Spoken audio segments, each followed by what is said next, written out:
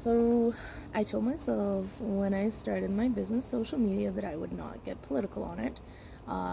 Used to be very politically active, and it was a big tax on my mental health, and I had to take a step back from it. All of that said, um, so yeah, if you don't know me, personally, I do get a lot of intuitive hits. I get a lot of I'm not going to say they're channeled messages, but I feel like that's the meta right now, so that's probably what it would be called by people viewing it.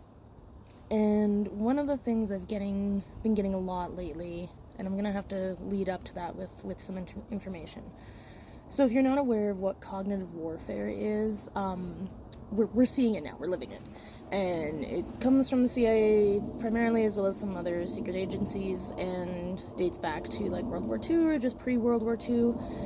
Likely has ties to a certain German political party in World War II. And a lot of those political scientists, as well as other scientists, were brought over to the States with Operation Paperclip. And basically, they didn't lose the war. They just continued on doing other stuff, not so obviously.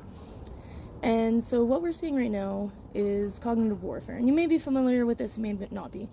But basically what happens is people are easiest to control when they are pushed far to the ends of the political spectrum. And when people are radicalized and pushed as far as they can be, it's easier to control them, first by delineating what group is what, and also by delineating what exactly they can follow based on their ideologies, based on those political movements that they're associated with. We really saw this kick off with the use of social media in the 2016 American election and the subsequent Canadian elections, as well as a bunch of other elections. There's a great documentary called The Great Hack. Highly recommend that you watch it. It does skew with a bias. It's not limited to one political party or another. Every politician pretty much now has to use this method in order to gain any sort of traction and in order to have a chance of gaining power. Basically, politics are compromised as a whole at this point. Now, pushing people to extremes is all well and good. It's easy to control them, whatever. But when you want to destabilize a population and create mass confusion so that the people who have been pushed to this radical end can't actually organize to create any sort of lasting political change, it's basically the same idea as like a bait and switch. You flip their political ideologies. So an example of this might be, and this is made up, but this is kind of what I'm thinking is coming.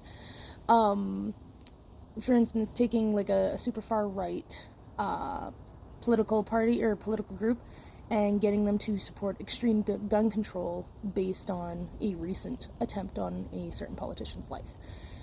And that would take a fundamental to that far right political ideology, which is no gun control, and flipping it on its head. We saw this with the anti-vax movement. We're seeing this with the Freedom Rally in Canada. It's pretty common, and all you really have to do is do a little digging into what they used to believe and what they believe now. I watched this happen with the trucker rally in real time because my mom was super into the trucker rally, so I ended up hearing a lot about it. And basically, it started off as a grassroots political movement and then became radicalized within the span of a week, and a huge movement shifting the political leaders in that group and destabilizing it and introducing political leaders that nobody knew anything about. And it was really fascinating to watch, but utterly terrifying, because basically the people who started the movement were removed and plants were put in their place to push their ideology to an extreme. And so no political movement is safe from it. That is the most terrifying thing. And like, I know everyone always says 1984 is real. If you've read 1984, that's literally what happens, is that no authentic political movement is safe from government control. And so that's utterly terrifying. That was the government. I'm joking. Not really. I am joking. And so it is utterly terrifying, because no authentic political movement can gain any traction without being manipulated. And that's scary. We've also seen this in response to a particular outbreak, and the treatments for those outbreaks, a political movement that was previously associated with, this is a real example now, a political movement that was previously associated with body autonomy overall, like over everything else, is now promoting no body autonomy and forced manipulation of people's bodies, which is directly not, like, that's at direct odds with that political movement. I am saying these as a neutral observer. I am not aligning with one side or the other on this. I'm just giving you an example of a real-time thing that is happening where you can see a political movement has a very set ideology, body autonomy, and then is flipped like that to no longer supporting body autonomy in particular cases. And so that is a real-life, real-time example of this sort of bait-and-switch cognitive warfare that is happening right now. And I firmly believe that as things start to kick up politically, environmentally, and socially, that we will see more and more of this. There's a lot of historical examples of this. Actually, one that's going on right now is China and Taiwan.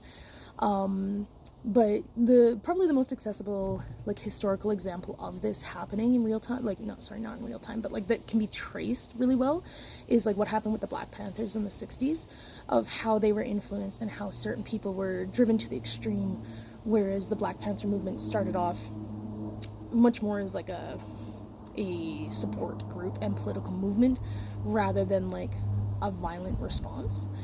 And so it's utterly fascinating. I'm fascinated by this stuff because, like, I love conspiracies, but it is utterly terrifying to see it happening in real time. And now, because of social media, we can see it happening in real time, whereas before, like, you were a conspiracy theorist because you had no proof for it. But now, like, it's all out in the open and you can see it happening.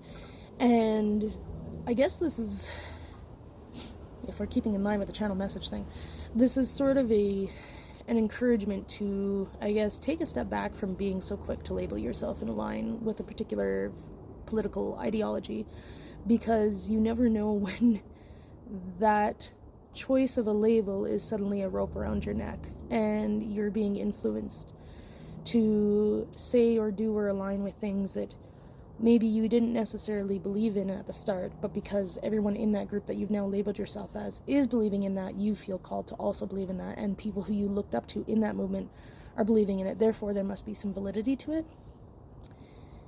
And that's scary, because as soon as you put a label on yourself and you want to identify with a particular thing and move in that specific circle only, one, you remove yourself from potential allies, and you also allow yourself to be controlled. And that's not to say that political movements are bad. Like, there's a lot of good in a lot of different movements, and the core values of a lot of different movements are very beneficial. But I guess this is something to say that at the end of the day, the person on the opposite side of the political spectrum is maybe not your enemy, but rather the people who are pulling the strings are the enemies.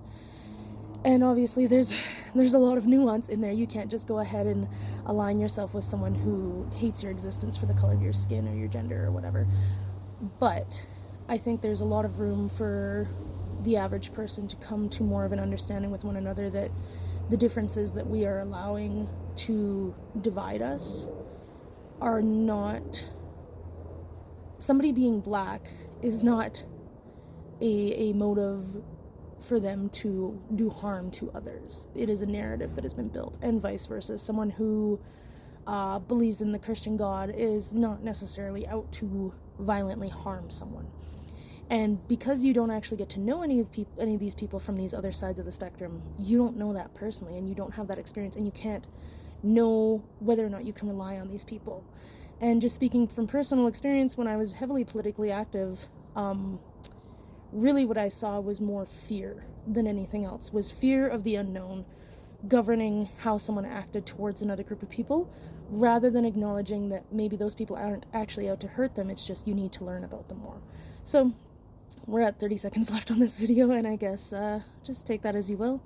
I'm not about to debate politics in the comments, so please don't try. And if you do try, I'm just going to delete it, so sorry. These are all neutral statements and not aligning with any particular political ideology. So I hope you all have a good day, and I love you, and please try and love each other.